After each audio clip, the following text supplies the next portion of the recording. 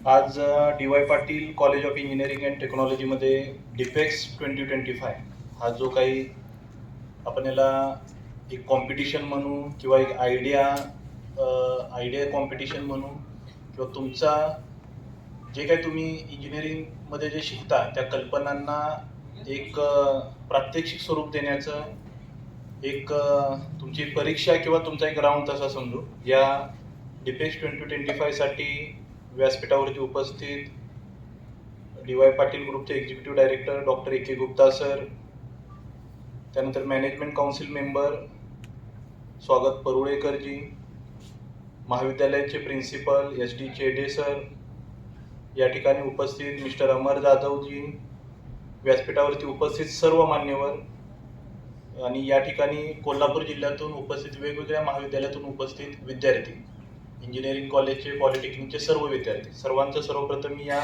डिफेक्स 2025 मध्ये स्वागत करतो.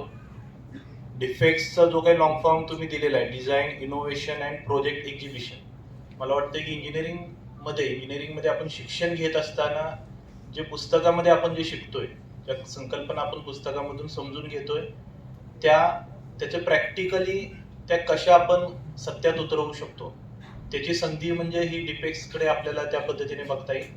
आणि इंजिनिअरिंगमधला सगळ्यात महत्त्वाचा भाग ॲक्च्युली हाच आहे. आपण पुस्तकामधलं शिकतो, टेक्नॉलॉजी खूप फास्ट बदलत आहे, तर आपण जे पुस्तकामध्ये वाचतोय त्या बेसिक कन्सेप्ट कधीही बदलत नाही, बेसिक कन्सेप्ट त्याच राहणार आहेत. पण जेव्हा आपण प्रॅक्टिकली त्या गोष्टी सत्यात उतरवणार आहे, तेव्हा जी काही टेक्नॉलॉजी आता बदललेली आहे, त्या टेक्नॉलॉजीशी समरूप आपल्याला व्हावं लागेल, ती टेक्नॉलॉजी समजून घ्यावी लागेल आणि त्या पद्धतीने अपडेट आपल्याला राहावं लागेल. मग ते वेगवेगळ्या पद्धतीने आपण अपडेट राहतात. आणि आता टेक्नॉलॉजीमध्ये जे काही बदल होत आहेत, ए आय एवढे दररोज ए आयमध्ये ChatGPT सारखे ॲप्लिकेशन असतील किंवा इतर काही ॲप्लिकेशन असतील, कुठलंही क्षेत्र असं नाही की जे ए आयचा उपयोग करून आपल्याला त्यामध्ये काम करता येत नाही. मशीन लर्निंग आहे, या जे काही 2-3 बाकीच्या ज्या प्रोग्रॅमिंग लँग्वेजेस आहेत, त्यामध्ये फास्ट रिझल्ट देण्यासाठी परत ए आयचा उपयोग होतोय. तर या गोष्टी करत असताना जे आपल्या कोर ब्रँचेस आहेत, मेकॅनिकल असेल, सिव्हिल असेल, प्रोडक्शन असेल, मेटलर्जी असेल, त्यामध्ये सुद्धा टेक्नॉलॉजी आल्यामुळे मोठ्या प्रमाणात बदल होत आहे. आणि त्याचा फायदा आहे तो जे रिसोर्सेस जे आहेत ते चांगल्या पद्धतीने युटिलाइज करणं, कमी कमी पैशामध्ये, कमीत कमी खर्चामध्ये जास्तीत जास्त सर्व्हिसेस लोकांसाठी उपलब्ध करून देणं, याचा त्यासाठी होत आहे. आणि अशा डिफेक्स 2025 सारख्या उपक्रमाकडे आपण त्याच पद्धतीने बघितलं पाहिजे. आपल्या देशासमोर बरेच चॅलेंजेस आहेत. ग्रामीण भागामध्ये बरेच सोल्युशन अजूनही आपल्याला द्यायचे आहेत. शेती खूप इफेक्टिव्हली होण्यासाठी, शेतीमधला वाढीचा दर वाढवण्यासाठी किंवा उद्योगामध्ये सुद्धा मॅन्युफॅक्चरिंगमध्ये आपल्याला खूप मोठं पोटेन्शियल आहे. तर यामध्ये सोल्युशन्स अजूनही आपल्याला देणं गरजेचं आहे. हे सोल्युशन जे कोणी इंजिनिअरिंगचे शिक्षण घेत आहेत, ज्यांनी ग्रामीण भाग बघितलेला आहे, ज्यांनी हे सर्व परिस्थिती बघितलेली आहे, तेच चांगल्या पद्धतीचं सोल्युशन देऊ शकतात. त्यामुळे या उपक्रमाकडे आपण त्या पद्धतीने बघितलं पाहिजे आणि या उपक्रमातून चांगले चांगले काही प्रोडक्ट पुढे येतील. आता COEP मध्ये आपण जाणार आहात. COEP मध्ये माझं शिक्षण झालेलं आहे आणि COEP मध्ये भाऊ युनिव्हर्सिटी म्हणून जो काही ग्रुप परत केलेला आहे, तिथे इन्क्युबेशन सेंटर तयार केलेलं आहे.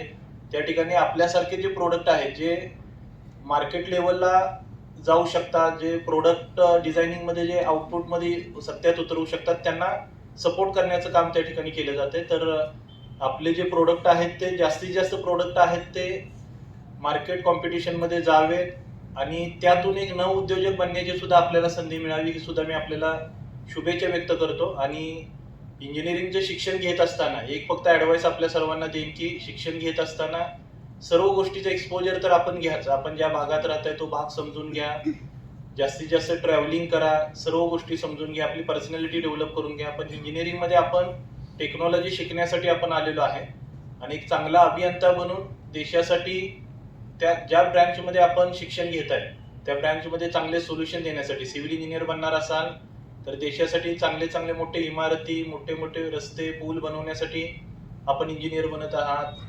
इलेक्ट्रॉनिक्स मध्ये असाल, कम्प्युटर IT मध्ये असाल तर प्रोग्रॅमिंग मधून काहीतरी मोठं सोल्युशन देण्यासाठी आपण इंजिनियर बनत आहात, हे आपण लक्षात ठेवा.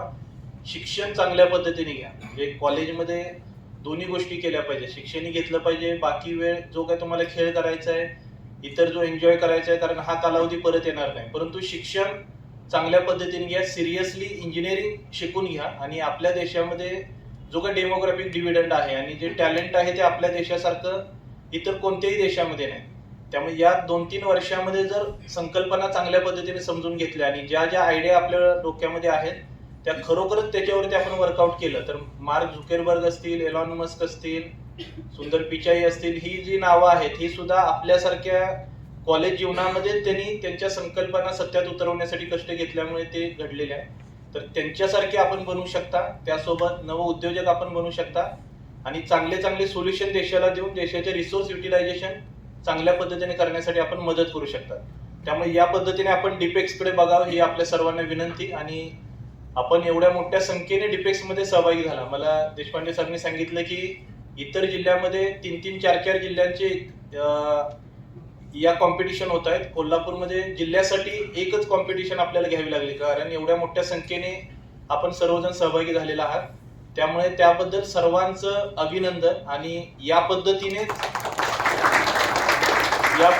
आपली इन्व्हॉल्वमेंट आपण सर्वांनी ठेवा. आज चांगल्या पद्धतीने आपण सहभाग द्या आणि पुण्यामध्ये गेल्यावरती सुद्धा पुण्यामध्ये सुद्धा COEP मध्ये सुद्धा कोल्हापूरचे जास्तीत जास्त ज्या काय आपल्या आयडियाज आहेत त्या ठिकाणी दिसाव्यात आणि त्या आयडिया पूर्ण देशभरामध्ये, राज्यभरामध्ये त्या आयडियांचा उल्लेख केला जावा, ही एक आपल्या सर्वांना शुभेच्छा देतो. या कार्यक्रमाला मला बोलवलं त्याबद्दल आयोजकांचा आभार व्यक्त करतो आणि परत एकदा आपल्या सर्वांना डिपेक्ससाठी